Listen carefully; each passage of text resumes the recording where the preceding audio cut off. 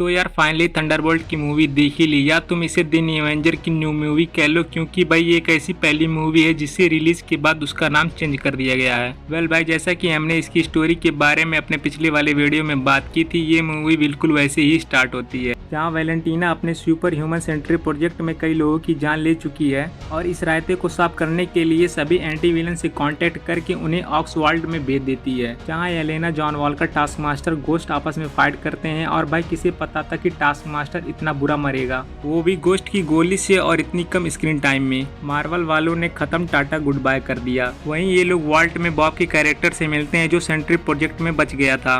Then उस world से निकलने के लिए ये लोग आपस में टीम वर्क करते हैं और उस वर्ल्ड से निकलते हैं, बट वैलेंटीना के एजेंट से बचाने के लिए बॉब अपनी कुर्बानी दे देता है और वैलेंटीना के एजेंट बॉब पर फायर करने लगते हैं। बट भाई बॉब को घंटा कुछ फर्क पड़ा। भाई इस मोमेंट पर तो सुपरमैन की याद आ गई। भाई ये मोमेंट देखकर तो मैं सरप्राइज हो गया और वैलेंटीना भी। देन ही नोस की सेंट्री प्रोजेक्ट कामयाब रहा। वहीं दूसरी तरफ बकी पॉलिटिक्स का काम संभाल रहा था और वैलेंटीना के इरादे पर काफी शक कर रहा था, जिसकी वजह से बकी ने वैलेंटीना की असिस्टेंट मेल से मदद मांगी, जहाँ बकी ने सभी एंटी विलन को पकड़ लिया था और बॉब के कैरेक्टर के बारे में उसे पता चल जाता है। वहीं वैलेंटीना बॉब को अपनी पावर को कंट्रोल करने के लिए मदद कर रही थी, जिससे वह उसका यूज कर सके। वहीं वैलेंटीना के इस इरादे को रोकने के लिए बकी इन सभी एंटी विलन को अवेंजर टावर में ले जाता है। देन एंट्री होती है बॉब के कैरेक्टर की as a Sentry full comic accurate suit में, और वैलेंटीना सेंट्री को ऑर्डर देती है इन सभी को जान से मारने के लिए। जहां हमने इस फाइट में सेंट्री की ऑरा और उसकी पावर को देखा, और क्या ही लेवल का पावर है ब्रो। लिटरली भाई इसे तो मार्वल का सुपरमैन घोषित कर देना चाहिए। भाई सेंट्री के आगे ये सभी तो बच्चे लग रहे थे, बट वही सेंट्री वैलेंटीना से बोलता है कि मुझे इन्हें जान से मारने की कोई जरूरत नहीं है, मैं इन्हें कभी भी मार सकता हूँ। बट वैलेंटीना कहती है कि इन सभी को अभी खत्म करो। सेंट्री बोलता है कि मैं एक शक्तिशाली देवता हूँ, मैं भला किसी का ऑर्डर क्यों मानूं। भाई उस टाइम पर तो वैलेंटीना की फट गई थी और वो सेंट्री को मारने वाली थी, बट भाई सेंट्री जान जाता है कि वो मुझे मारने वाली है और वो उसका टेटुआ दबा देता है।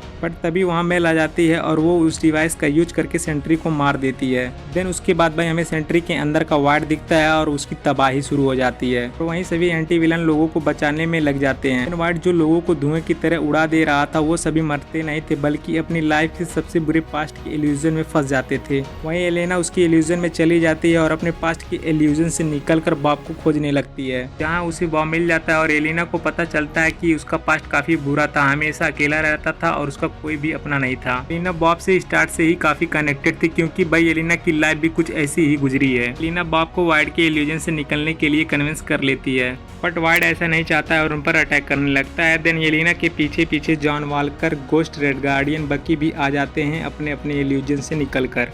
देन ये लोग उस जगह पहुंच जाते हैं जहां पर बॉब पर एक्सपेरिमेंट किया गया था, जहां हम बॉब और वाइड के बीच फाइट देखते हैं। बट एलेना बॉब को ऐसा करने से रोक लेती है और वाइड को अलग कर देती है। लिटरली भाई एलेना और बॉब की इस केमिस्ट्री को देखकर हल्क और नताशा के बारे में याद आ रही थी, जहां इसी सेम वे में हल्क को नताशा शांत करती थी और यहाँ एलेना बॉब को शांत कर रही है। वहीं जब बॉब को होश आता है तब उसे कुछ याद नहीं होता है। देन वैलेंटीना अपना मास्टर स्ट्रोक चलती है और इन सभी को द न्यू एवेंजर डिक्लेयर कर देती है प्रेस के सामने, और वैलेंटीना अपना फैलाया रायता पूरी तरह से खत्म कर देती है। देन भाई एंडिंग में द न्यू एवेंजर का थीम सॉन्ग आपने नोटिस किया होगा, जो भाई ओनली गूज़बम्प दे रहा है।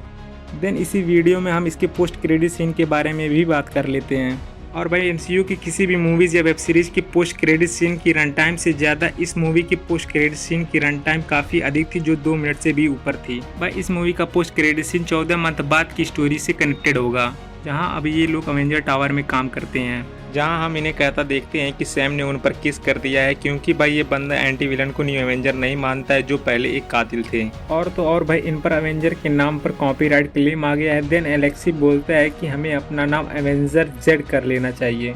वहीं एलेना बोलती है कि अगर सैम ने अपना नया टीम बना लिया तो नया अवेंजर कौन होगा, जहां ये बात तो साफ है कि आगे हमें सैम की टीम और न्यू एवेंजर की टीम से लफड़ा देखने को मिल सकता है, लाइक सिविल वॉर की तरह। देन वही एलेना को स्पेस से कुछ सिग्नल आता है किसी अनजान स्पेसशिप का अर्थ पर आते हुए, और इंटरेस्टिंग बात यह है कि भाई उस स्पेसशिप पर 4 का साइन बना हुआ था, और यहीं से भाई कई थ्योरीज बनना शुरू होती हैं। यहाँ तो ये सबसे पहले फैंटास्टिक 4 की टीम हो सकती है, जिनका खुद का यूनिवर्स तबाह हो चुका है गैलेक्टस के कारण, या तो फिर ये फैंटास्टिक 4 की मूवी में गैलेक्टस से निपट लेंगे। देन इनकर्जन होने लगेगा और फिर एंट्री होगी डॉक्टर डूम की, और रीड अपना सारा ज्ञान लेकर अर्थ 616 पर जा रहा होगा उन्हें अलर्ट करने के लिए कि भाई अब तुम्हारा भी अर्थ तबाह होने वाला है, जैसा कि मेरा अर्थ तबाह होने वाला था। जहाँ रीड को अपने रिसर्च में पता चल गया होगा कि लोकी अर्थ 616 पर बिलोंग करता है।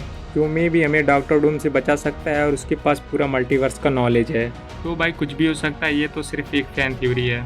और इस मूवी के मेकर ने कन्फर्म किया है कि इस मूवी का पोस्ट क्रेडिट सीन डूम्सडे के सेट पर शूट किया गया था। तो मे भी इसका पोस्ट क्रेडिट सीन सीधा डूम्सडे से कनेक्टेड होगा। इस वीडियो अच्छी लगी हो तो चैनल को सब्सक्राइब और लाइक करना ना भूले। बाय।